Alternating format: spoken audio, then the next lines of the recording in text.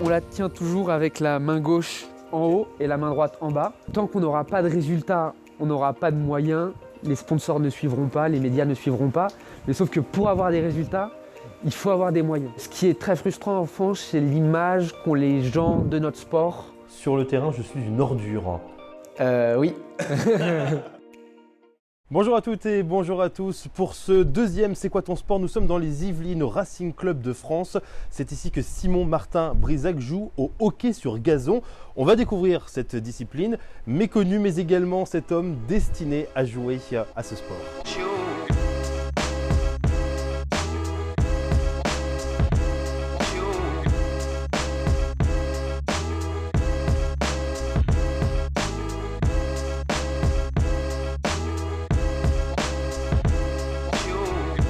Bonjour Simon. Bonjour Maxime. Bon, c'est ici, le Racing Club de France, votre club, un des clubs également les plus mythiques si je peux dire, l'un des plus vieux aussi. Ouais, c'est vrai que c'est l'un des premiers clubs en France avec le Stade français. Il y a toujours eu une lutte avec le Stade français qui date de la fin du 19e siècle, donc ça fait déjà 120-130 ans. C'est un club historique, que ce soit dans le hockey sur gazon, mais dans plein d'autres disciplines avec de nombreuses médailles olympiques. Et c'est mon club, moi aussi, je suis là depuis maintenant 27 ans, depuis tout petit.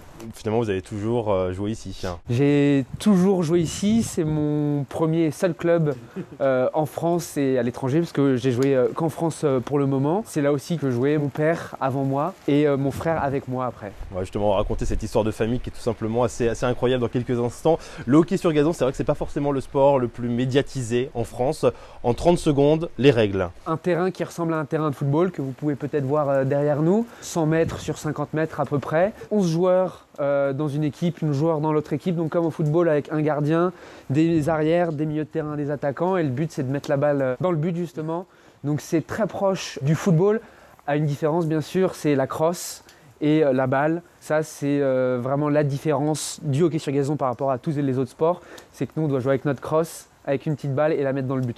Mais sinon ça ressemble beaucoup au football. Alors justement, la crosse, on va la montrer. Bon, elle est assez légère, hein. Oui, c'est quelques centaines de grammes. Comment on la tient finalement? Alors on la tient toujours avec la main gauche en haut et la main droite en bas. Qu'on soit droitier ou gaucher. Qu'on soit droitier ou gaucher, c'est la même chose. Et il y a quelque chose qui est très important sur une crosse de hockey, à la différence du hockey sur glace par exemple, c'est qu'il va y avoir un côté plat et un côté rond. Et la balle, on ne pourra toucher la crosse qu'avec le côté plat. C'est une spécificité du hockey sur gazon où parfois on va voir les joueurs de hockey sur glace toucher la balle avec les deux côtés. Nous, il va falloir qu'on touche la balle qu'avec le côté plat. C'est notre instrument, c'est ce avec quoi on joue tout le temps, c'est avec quoi on s'entraîne, c'est notre crosse, quoi. Dès qu'on regarde un peu au niveau de la crosse justement, elle est quand même assez petite. Donc vous êtes constamment finalement penché. Sur le premier ressenti, quand on regarde ce sport, on se dit mais vous avez pas mal au dos. Bah oui, au bout d'un moment, oui. Un bon joueur de hockey, c'est pas le dos qui va travailler, mais ce sont les jambes, quadriceps, ischio, les mollets. Et au final, c'est les jambes qui vont être pliées et le dos, au final, n'est pas plié. On a parfois des douleurs au dos, comme un joueur de football peut avoir des douleurs au dos, mais on n'est pas constamment plié en 4. Ouais, c'est une technique à avoir, on imagine aussi. C'est une technique à avoir et souvent, les meilleurs joueurs, c'est ceux qui ont un centre de gravité très bas, qui arrivent à être très proches de la balle pour la manier du mieux possible. On l'a dit, le hockey sur gazon, c'est pas du tout le sport le plus médiatisé en France. C'est méconnu, je l'ai dit également en préambule de cet entretien. Pourquoi ça ne marche pas finalement en France, si je peux dire? Alors il y a plusieurs raisons. Historiquement, le hockey sur gazon n'est pas inscrit dans la culture française. C'est un sport anglo-saxon qui s'est développé dans le monde à travers l'armée anglaise. Et donc c'est dans les pays tels l'Australie, l'Inde, le Pakistan qu'on va retrouver ce sport, l'Afrique du Sud. Donc en France, historiquement, il n'y a pas beaucoup de hockey sur gazon. On a d'excellents sportifs, on a d'excellentes équipes nationales. Donc c'est très compliqué de se frayer un chemin, d'exister en France. Si on n'est pas champion du monde ou champion olympique, on ne va pas parler de nous. Donc il faut vraiment faire partie du top mondial et c'est très compliqué justement de faire partie de ce top mondial, surtout quand nous on est amateurs et qu'on va jouer contre des équipes qui sont semi-professionnelles voire professionnelles. Toute notre lutte, tout notre espoir, c'est justement de faire partie de ce top mondial pour justement qu'on parle de nous. C'est un sport qui est peu médiatisé. mais qui est pourtant l'un des sports les plus pratiqués au monde. C'est souvent méconnu, mais c'est un sport qui est très très pratiqué. Alors il y a les 1 milliard d'Indiens qui font un peu monter les chiffres, mais l'Inde est un pays, elle fait partie de notre monde. Donc c'est vrai qu'en France, on se dit c'est un petit sport, mais quand on prend l'échelle mondiale, il y a beaucoup de licenciés de pratiquants. Pourtant, là où ça se développe énormément, c'est juste à côté de chez nous, en Belgique, aux Pays-Bas également, où il y a de très très bonnes équipes nationales, pareil, de très très bons clubs. Donc ça veut dire que finalement il manque pas grand-chose. Non, il manque pas grand-chose. Il y a aussi une question, j'en ai pas parlé, je ne l'ai pas évoqué, mais c'est l'argent. Par exemple, on peut prendre l'exemple de la Belgique, qui il y a 15 ans, 15-20 ans, était à peu près à notre niveau et qui est aujourd'hui championne du monde. Mais justement, ils ont fait cet effort, il y a 20 ans, d'investir dans la formation, d'investir dans les entraîneurs. Et au final, ça permet aux joueurs d'être meilleurs, à l'équipe nationale d'avoir de meilleurs résultats, et ça crée une dynamique avec les petits jeunes belges qui vont voir les stars aux Jeux Olympiques, qui vont voir « Oh, lui, je l'ai vu à la télévision, oh, lui, il a mis un magnifique but », et au final, le cercle vertueux s'installe, et aujourd'hui, la Belgique fait partie des meilleures nations mondiales, et nous, justement, on essaye d'enclencher ce cercle, mais c'est très compliqué. Finalement, vous tournez, si je peux dire, en rond, parce que comme il n'y a pas de médiatisation, on ne voit pas finalement les joueurs à la télévision comme vous par exemple, ou très très peu. Les championnats du monde, il n'y a pas de très très grosses performances à cause de ça, et vous n'êtes pas non plus aux Jeux Olympiques. C'est un peu le serpent qui se mord la queue à chaque fois. On lutte contre des équipes qui sont professionnelles ou semi-professionnelles. Nous, on est amateurs. Tant qu'on n'aura pas de résultats, on n'aura pas de moyens. Les sponsors ne suivront pas, les médias ne suivront pas. Mais sauf que pour avoir des résultats, il faut avoir des moyens. Est-ce qu'il faut d'abord avoir le bon résultat pour attirer les médias et les sponsors, ou est-ce qu'il faut d'abord qu'il y ait un soutien financier dès le début pour nous permettre d'avoir les résultats? On voit que les résultats de l'équipe de France sont quand même bien meilleurs depuis quelques années. Il y a 2-3 ans, on était à peu près 20e mondial. Aujourd'hui, on est 12e mondial. L'année dernière, l'équipe de France a fait un quart de finale lors de la Coupe du Monde, donc ce sont des bons résultats. Donc on n'est vraiment pas très loin, mais il manque ce petit déclic, ce petit truc en plus qui va nous permettre de nous installer définitivement dans les top 10 mondiaux, de participer aux grandes compétitions, les Jeux Olympiques. On n'a pas participé aux Jeux Olympiques depuis 1972, donc il ne nous manque pas grand-chose. Forcément un petit peu d'argent parce qu'aujourd'hui, on le voit dans tous les sports, on n'a pas de résultats sans argent parce que c'est de la préparation, plus de stages, c'est un meilleur encadrement, même s'il y a beaucoup d'efforts faits de la part de la fédération. C'est pas un peu frustrant justement parce que vous êtes un sportif de haut niveau, vous jouez très régulièrement au hockey sur gazon, que ce soit en équipe de France, vous êtes l'un des cadres, dans votre club également. Et derrière, il n'y a pas justement cette valorisation financière, ne serait-ce que ça par exemple, parce que vous êtes bénévole. Je dirais que la frustration, elle ne vient pas du côté financier, parce que ça, depuis qu'on est tout petit, on sait qu'on ne gagnera pas d'argent dans le hockey sur gazon. Moi, je ne fais pas du hockey sur gazon pour l'argent. Ce qui est très frustrant en France, c'est l'image qu'ont les gens de notre sport. C'est quoi l'image? Assez négative. Ah, c'est un petit sport, ah, vous n'avez pas de résultats. C'est nul le hockey sur gazon. C'est ça ce qui se dit parce que on ne nous voit pas à la télévision, parce qu'on n'en parle pas à la radio, etc. On se moque du hockey sur gazon? Un petit peu, c'est vrai que moi, quand je dis je fais du hockey sur gazon, c'est t'es à dos de cheval, tu joues avec une crosse, t'es avec des rollers, mais comment tu fais pour faire du roller sur du gazon? C'est du gazon artificiel. Enfin, c'est vrai qu'il y a beaucoup de questions. Il y a parfois, pas des moqueries, je dirais pas des moqueries, mais c'est vrai qu'on s'amuse un peu de notre sport. Mais ce qui est frustrant, c'est qu'on s'entraîne comme des sportifs de haut niveau, on fait les sacrifices comme les sportifs de haut niveau, on met notre vie professionnelle entre parenthèses, sans gagner de l'argent, mais qu'on ne parvient pas à atteindre ce top niveau mondial. Et pourtant, je peux vous dire que tous les joueurs de l'équipe de France ont fait des sacrifices de dingue. Sur l'année 2019, on a eu 150 jours de stage ou de compétition. Donc c'est vraiment un investissement qui est monstrueux. Le hockey sur gazon qu'on découvre donc aujourd'hui. Je vous propose qu'on aille se mettre à l'abri, parce que là il fait quand même un petit peu froid. On va aller dans un vestiaire, le vôtre donc, celui du club, assez particulier. On se retrouve dans un instant.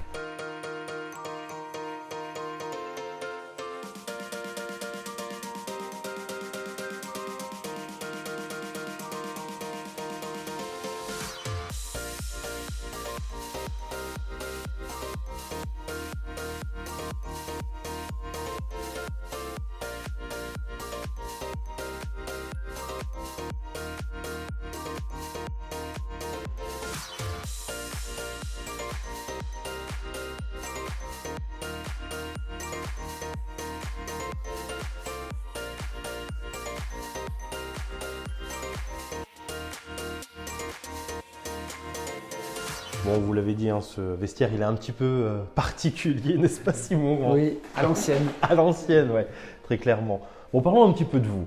Vous l'avez déjà évoqué, le frère, le père, le grand-père également. Oui. Une histoire de famille, vous étiez obligé. Mon grand-père international français, gardien de but. Mon père également, international français, capitaine de l'équipe de France dans les années 80. Suite logique, naturellement, sans qu'il y ait de pression, mais parce que les choses se sont faites comme ça. J'ai commencé le hockey sur gazon et l'équipe de France avec mon frère au début des années 2010. Mon frère qui a arrêté pour raison professionnelle. Et maintenant, moi, je suis le petit dernier à continuer dans la famille et à porter le maillot de l'équipe de France. Ça a bercé votre enfance, le hockey sur gazon? Oui, depuis tout petit, on venait jouer autour du terrain que vous avez vu tout à l'heure, avec la balle à courir derrière la balle, à essayer de la maîtriser. Parce que quand on est petit, on essaye de savoir jongler, de bien taper dans la balle. C'est vrai que c'est mes meilleurs souvenirs, les petits tournois, le Challenge Viala qui est un tournoi historique au Racing Club de France fin juin. C'est mes meilleurs souvenirs quand tu as 5-6 ans et que tu joues au hockey avec tes copains totalement insouciants. Alors là, on vous sent gentil, assez calme, et pourtant vous avez dit dans une interview, sur le terrain, je suis une ordure. Oui. Comment ça, une ordure? Qu'est-ce que vous faites pour être une ordure? C'est vrai que j'ai un caractère qui peut parfois amener à des débordements. Non, mais c'est vrai que je peux contester les décisions arbitrales. Je peux être très exigeant avec mes partenaires et du coup, parfois, ça peut être interprété de manière un peu... on peut se dire, c'est qui se fout qui va parler comme ça à un de ses partenaires, mais moi, c'est pour le bien de l'équipe. En tout cas, je pense à ce moment-là que c'est pour le bien de l'équipe. Alors, c'est vrai que parfois, j'ai des excès où je vais parler trop fort. Même vis-à-vis de mes adversaires, j'aime bien quand on se chambre, quand ça reste sympa, sans être violent, sans être insultant, mais quand ça se chambre, quand il y a un petit peu d'électricité. Je considère que j'ai besoin de cette électricité pour être à mon meilleur niveau. Si je suis un peu en train de dormir sur le terrain, il va me manquer quelque chose et je serai un joueur moyen. Et je pense que je suis meilleur quand justement il y a cette petite friction à l'intérieur de moi. Alors il faut me canaliser au maximum parce que parfois il y a des excès et ça peut être des cartons, ça peut pénaliser l'équipe, une mauvaise ambiance générale dans l'équipe. Donc je peux être une ordure, j'en suis conscient, j'essaye de faire un travail sur moi-même le plus possible, mais c'est pas évident. Ça, vous tenez ça de votre père? Comment il a terminé sa carrière? Alors il y a une légende qui dit qu'il a terminé sa carrière sur un vilain geste. Non, mais lui aussi avait des excès. Les chiens font pas des chats. Je tiens ça de mon père. Mon frère aussi est comme ça. On se bat pour la gagne et on est prêt à se mettre la tête par terre et à tout donner pour gagner. Mon père a fini sa carrière d'une bien belle manière. Non, c'est ironique. Dites-le nous. Il a fini sur un mauvais geste sur un arbitre. Rien de très très méchant, mais c'est à ne pas faire sur un terrain de sport. Vous êtes aussi l'un des ambassadeurs finalement du hockey sur gazon en France. Vous aidez à son développement, déjà en nous accueillant ici, mais également par les médias. On vous a notamment entendu pour la chaîne L'Équipe. Vous travaillez même bénévolement à l'équipe pour pouvoir faire des comptes rendus de match. C'est vrai que le gros souci du hockey sur gazon, et on en a parlé un peu plus tôt, c'est la médiatisation. On n'en parle pas et il y a des raisons très justes pour ne pas en parler parce que oui, on n'a pas de résultats et on parle quand il y a des résultats. Mais moi, du coup, j'essaye au maximum d'en parler. C'est vrai que depuis 3 ans, j'écris bénévolement les articles, les comptes rendus de journées de championnat pour le site internet L'Équipe. Parfois aussi, je propose des articles sur l'équipe de France. Ça permet au club de communiquer sur ses résultats. Dès qu'il y a une interview, je suis le premier à dire oui parce qu'on ne parle pas assez du hockey sur gazon et si on commence à refuser des interviews ou des reportages, c'est contre-productif. Et c'est aussi, je pense, du fait de mes études. J'ai fait une école de journalisme, donc forcément, qui dit journalisme dit communication.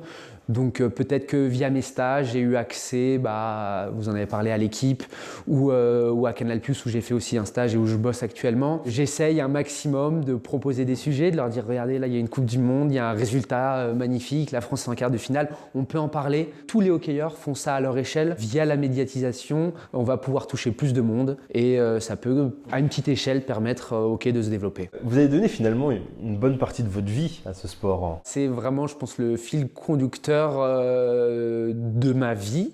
Je fais du hockey presque tous les jours. Mon métier, qui est journaliste sportif, c'est toujours le sport. J'entraîne les petits de mon club, les moins de 14 ans. C'est le hockey, mais je pense que c'est un virus que j'ai eu depuis tout petit. Quand c'est dans le sang via mon père, mon grand-père, C'est quelque chose au final qu'on fait par passion, qu'on fait naturellement. Donc moi, il y a beaucoup de sacrifices, mais c'est pas des contraintes. Je le fais pas en me disant oh ça me fait chier. Non, je suis hyper content. Là il pleut, je vais entraîner les petits et je serai hyper content d'être avec eux. C'est ma vie, le hockey sur gazon. J'ai encore 4-5 ans devant moi en tant que joueur. Je vais faire ça à fond. Peut-être qu'après je serai entraîneur, je ne sais pas. Mais oui, c'est ma vie. 2020, plus 4, 2024. Les Jeux Olympiques de Paris, l'équipe de France y sera forcément parce que c'est le pays hôte. Ça veut dire que vous aussi? J'espère y être. C'est votre dernier rêve? C'est l'objectif de fin de carrière, c'est un rêve. Participer au JO, c'est un rêve en soi pour tout sportif. En plus, pour moi, ça serait la fin de ma carrière, j'aurai 31 ans. Je suis né à Paris, ça serait magnifique. Donc oui, c'est un rêve. Après, en 4 ans, il peut se passer énormément de choses, des blessures, la vie professionnelle qui peut petit à petit prendre le pas sur la vie sportive. C'est un objectif et je vais tout faire pour y être. Surtout que ces Jeux Olympiques à Paris, ça peut être l'occasion vraiment, on en parlait, on va terminer avec ça, d'avoir une médiatisation importante et peut-être même pour la fédération de développer encore un peu plus ce sport. À l'image de tous les petits sports, la Fédération française de hockey essaye de surfer sur Paris 2024. Essaye de mettre un plan de développement pour justement avoir un très bon résultat en 2024, que ce soit chez les filles ou chez les garçons, mais aussi de créer une dynamique auprès des jeunes, auprès des clubs, pour gagner en licenciés, pour gagner en visibilité. Il y a un travail qui est fait auprès des médias pour dire venez nous voir, le hockey sur gazon. C'est un sport qui est magnifique, c'est un sport qui est universel, c'est un sport qui est olympique. Il y a plein d'arguments pour venir jouer ou regarder du hockey sur gazon. Donc c'est vrai que les Jeux Olympiques 2024, c'est une bouffée d'oxygène pour le hockey sur gazon. On parlait d'argent et forcément, Paris 2024, ça va permettre d'avoir un petit peu d'argent pour le développement. Donc c'est vraiment, on essaye de surfer là-dessus, que ce soit la fédération, que ce soit les joueurs, que ce soit le staff de l'équipe de France, pour développer le hockey. Et c'est sûr que si on peut clôturer ça par un très bon résultat en 2024, ça serait magnifique et ça pourrait enclencher par un développement comme au football ou au rugby. On en est très loin, mais comme le volley ou comme le handball, ça serait déjà fabuleux. Bon voilà, le hockey sur gazon, c'est un sport d'avenir, on va le dire comme ça, on l'espère en tout cas. Merci Simon. Merci beaucoup Maxime. De nous avoir accueillis ici dans les Yvelines. Avec plaisir. Merci à vous également d'avoir suivi ce nouveau numéro. On se retrouve très prochainement. Si vous avez aimé cette vidéo, n'hésitez pas à liker et puis également à vous abonner. À bientôt.